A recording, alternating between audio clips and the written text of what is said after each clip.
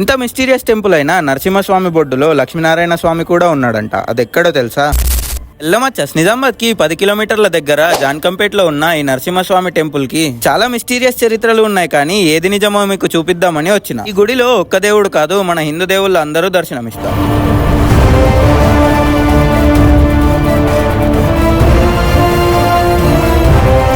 Main temple అయిన నరసింహస్వామి టెంపుల్లోకి వెళ్లి చూస్తే మేము ఈ గుడి గురించి విన్నట్టు ఇక్కడ నిజంగా స్వయంభుగా నరసింహస్వామి వెలిచాడు అని విన్నట్టు ఇక్కడైతే ఏం కనిపించలేదని పంతులు గారిని అడిగితే ఇలా చెప్పారు. ఇది పూర్వం ఇక్కడ అష్టంకి కూడిన ప్రాముఖ్యత. ఓం నమో నారాయణాయ అనే అష్టాక్షరి మంత్రంతో నిర్మించారు. తర్వాత ఇక్కడ దేవాలయంలో లక్ష్మీనారాయణ స్వామిని ప్రతిష్టాపన చేశారు. ప్రతిష్ట అనంతరం ఏమైన తర్వాత ఔరంగజేబు పరిపాలనలో మన హిందూ దేవాలయం పూజ చేయడం జరిగింది. అప్పుడు ఈ దేవాలయంలో పూజ చేసి విగ్రహాన్ని తీసుకుపోయి భిన్నం చేసి ఆ భిన్నం చేసిన విగ్రహాన్ని కొనేసి వేసిన తర్వాత ఏంది ఒక్కొక్కటి దగ్గర వేసేసి ఇక్కడ మాత్రం స్వామివారి పాదుక మాత్రం అయితే ఉంది. తర్వాత ఏం చేసి ఇక్కడ ఉండే రాజు నరసింహస్వామిని ప్రతిష్టాపన చేశారు. నరసింహస్వామి అంటే రూపం కూడా నరసింహం అంటే నడు లేకపోతే సింహం.